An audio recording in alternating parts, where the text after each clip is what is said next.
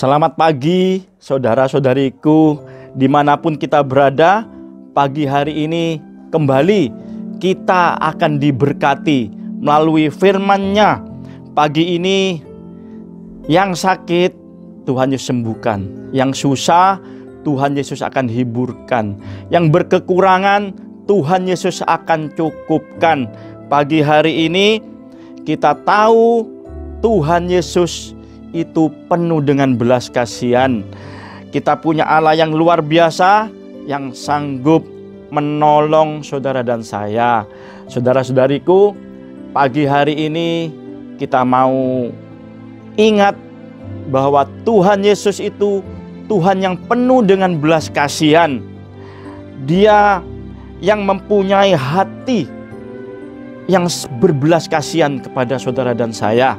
Saudara, dari belas kasihan Tuhan, dari belas kasihannya, dari belas kasihan Tuhan Yesus, di sana Tuhan Yesus pasti melakukan segala apa yang menjadi kerinduan kita, yang sudah lama kita doakan, yang menjadi masalah kita.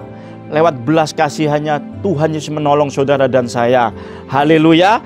Saudara, bagaimana caranya agar kita bisa melihat, kita bisa mengalami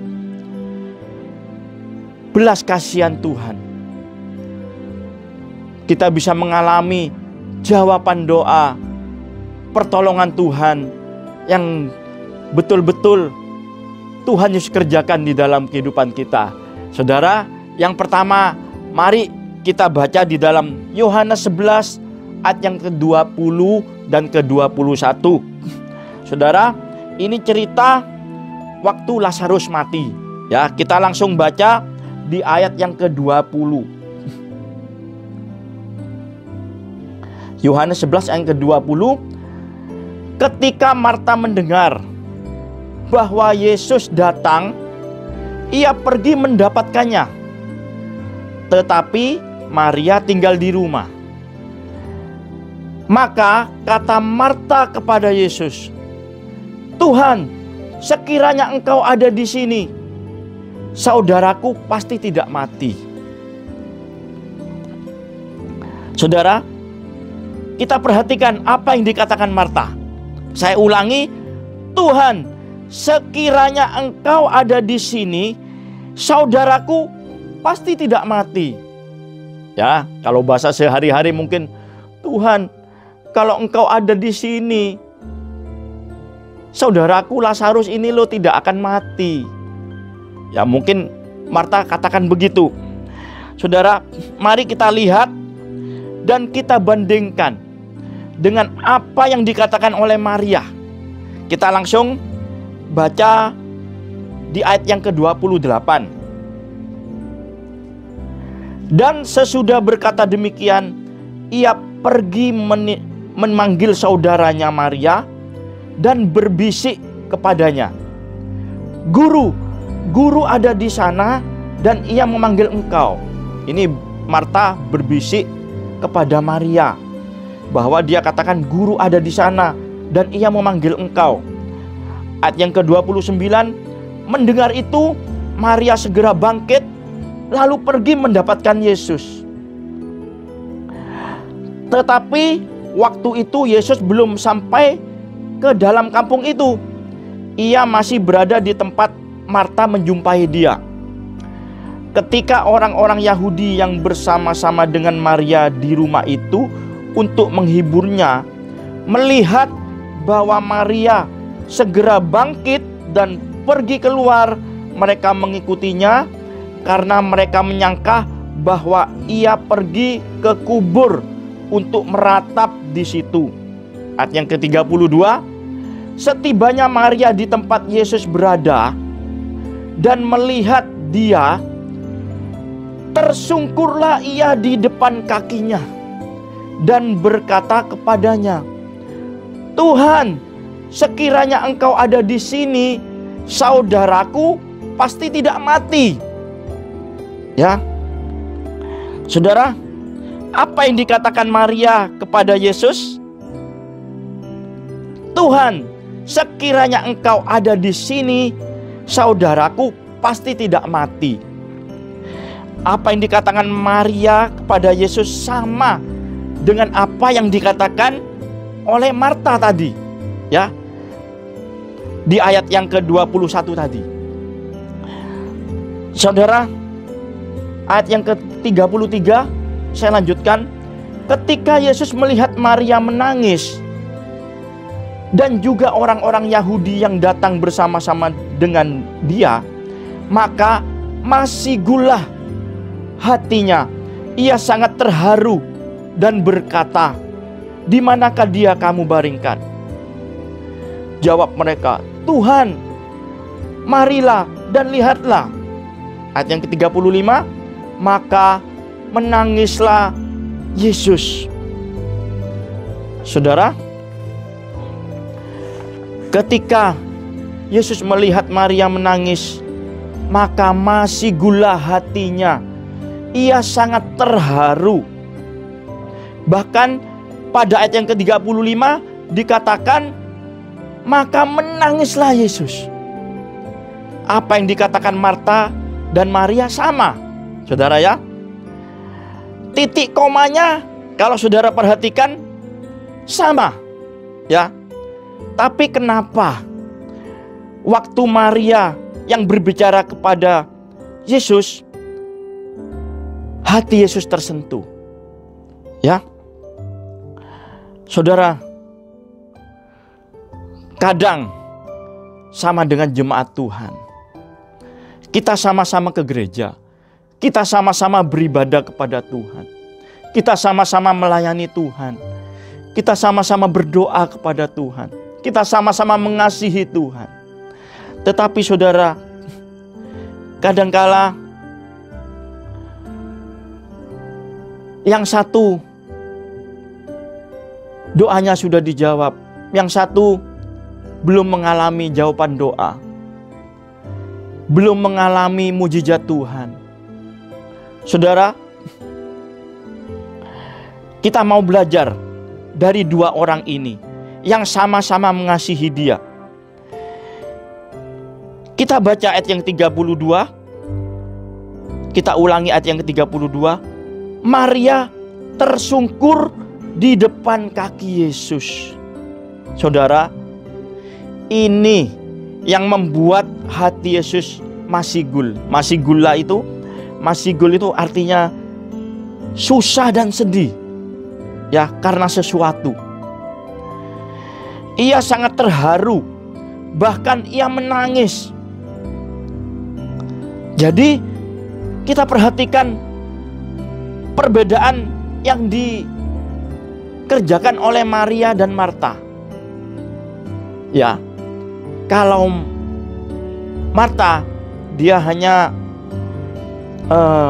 katakan bahwa tadi Yesus, jikalau engkau ada di sini, ya, saudaraku tidak mati.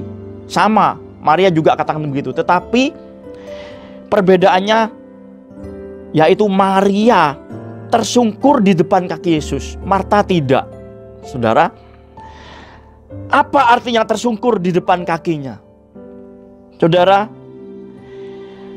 harus bisa mulai belajar seperti Maria, ya. Saudara harus bisa mulai belajar rendah hati. Saudara harus bisa mulai belajar untuk berserah. Saudara harus bisa mulai untuk mengandalkan Tuhan. Itu arti tersungkur di bawah kaki Yesus. Saudara, mungkin saudara merasakan mampu, saudara merasakan saudara mempunyai keahlian, saudara mungkin mengandalkan kekuatan saudara, kekayaan saudara, dan saudara tidak berserah sepenuh kepada Tuhan Yesus. Mari saudara, seperti Maria ini, kita mau belajar rendah hati. Kita mau belajar berserah kepadanya dan mengandalkan Tuhan. Saudara, apa yang mati bisa Yesus hidupkan. Ya, saya tidak tahu hari-hari ini apa yang menjadi beban saudara, apa yang mati di dalam kehidupan saudara. Mungkin itu pekerjaan saudara, ataupun hubungan keluarga saudara mati. Juga mungkin saudara merasakan pelayanan saudara, merasakan saudara mati, tidak merasakan apa-apa. Bisnis saudara, saudara rasakan mati, tidak mengalami kemajuan. Saudara, mari kita belajar mau tersungkur di bawah kaki Yesus. Kita mau rendah hati, datang kepada Dia, berserah sepenuh dan mengandalkan Tuhan. Saudara, itu yang pertama, saudara ya. Untuk kita bisa mendapatkan belas kasih Tuhan. Yang pertama, tadi seperti Maria, dia merendahkan diri, berserah, mengandalkan Tuhan. Saudara, yang kedua, saudara, saya kasih contoh, kita baca di dalam Markus 6 ayat 30 sampai 34. Injil Markus pasal 6 ayat 30 sampai 34. Saya bacakan. Kemudian rasul-rasul itu kembali berkumpul dengan Yesus dan memberitahukan kepadanya semua yang mereka kerjakan dan ajarkan. Lalu ia berkata kepada mereka, marilah ke tempat yang sunyi, supaya kita sendirian dan beristirahatlah seketika. Sebab memang begitu banyaknya orang yang datang dan yang pergi, sehingga makan pun mereka tidak sempat. Maka berangkatlah mereka untuk mengasingkan diri dengan perahu ke tempat yang sunyi. Tetapi pada waktu mereka bertolak, banyak orang melihat mereka dan mengetahui tujuan mereka. Dengan mengambil jalan darat, segera datang orang dari semua kota ke tempat itu, sehingga mendahului mereka. Ayat yang ke-34, ketika Yesus mendarat, ia melihat sejumlah besar orang banyak, maka tergeraklah hatinya oleh belas kasihan kepada mereka, karena mereka seperti domba yang tidak mempunyai gembala.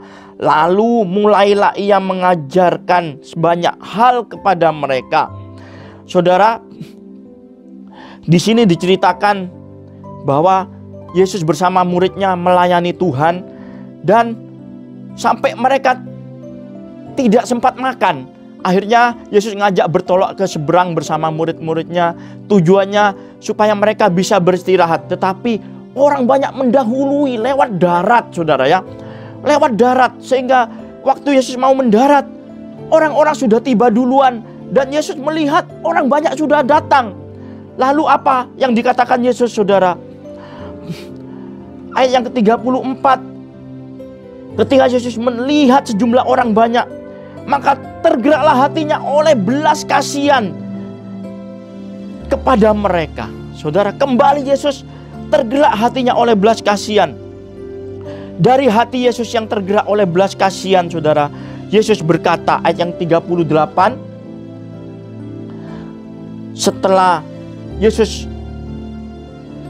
memberitakan firman Tuhan, dia melayani orang banyak. Ayat yang ke-38 kita loncat. Tetapi ia berkata kepada mereka, berapa banyak roti yang ada padamu? Cobalah periksa. Sesudah memeriksanya mereka berkata, 5 roti dan 2 ikan. Saudara, ayat yang ke-39, lalu ia menyuruh orang-orang itu supaya mereka duduk berkelompok-kelompok di atas rumput hijau. Maka duduklah mereka berkelompok-kelompok, ada yang 100, ada yang 50 orang. Dan setelah ia mengambil 5 roti dan 2 ikan itu, ia menengadah ke langit dan mengucap berkat, lalu memecah-mecahkan roti itu dan memberikannya kepada murid-muridnya supaya dibagi-bagikannya. Saudara, setelah Yesus mengambil 5 roti itu dan 2 ikan itu yang sudah diserahkan kepadanya, ia menengadah ke langit dan mengucap berkat, lalu memecah-mecahkan roti itu dan memberikannya kepada murid-muridnya. Apa yang terjadi, saudara? di sini terjadi pelipat gandaan dan percepatan, saudara ya. Jadi saudara-saudara, di saat 5 roti dan 2 ikan itu diserahkan kepada Yesus, di sana ada kerendahan hati, di sana ada penyerahan total, di sana ada hidup mengandalkan Tuhan. Maka terjadilah pelipat gandaan dan percepatan, saudara. Jadi 5 roti dan 2 ikan itu juga bisa berbicara tentang kebutuhan hidup kita. Yesus juga bertanya pagi hari ini kepada saudara dan saya, apa yang saudara butuhkan? Bahasa saudara mungkin bahasa sehari-harinya, piro sih? Sakjane itu piro yang ada padamu? Bondomu itu berapa? Modalmu itu seberapa? Yesus yang penuh dengan belas kasihan akan memenuhi keperluan saudara dengan berkelimpahan, saudara. Mari saudara, seperti yang dikatakan Maria, dia penuh kerendahan hati, dia juga berserah dan dia mengandalkan Tuhan, saudara. Apa yang menjadi kewajiban kita? Mari kita serahkan kepada Tuhan, dan dengan kerendahan hati, dengan mengandalkan Tuhan, kita mau lihat Tuhan akan menolong saudara pagi hari ini. Hari ini juga Tuhan akan menyatakan mujizatnya buat saudara, asalkan saudara berserah kepada Tuhan, saudara merendahkan hati, andalkan Tuhan, saudara. Jadi saudara, mari percayalah, justru yang tidak bisa Tuhan jadikan bisa. Amin saudara, haleluya. Walau kita berdoa, ya, waktu kita berdoa dan kita serahkan kepadanya, kita nantikan tangan kuat Tuhan yang akan bekerja, ya. Dan juga saudara-saudara, hari ini Dia Allah yang penuh dengan belas kasihan. Jangan pernah meragukan kuasa Tuhan Yesus. Haleluya. Tuhan Yesus itu luar biasa. Dia penuh dengan belas kasihan. Dia siap juga menolong saudara dan saya pagi hari ini. Hari ini pun mujizat terjadi buat saudara dan saya. Haleluya. Terima kasih Tuhan Yesus. Terima kasih saudara-saudariku semuanya. Kita diberkati pagi hari ini. Haleluya. Sekian firman Tuhan. Semoga menjadi berkat bagi kita semua. Haleluya.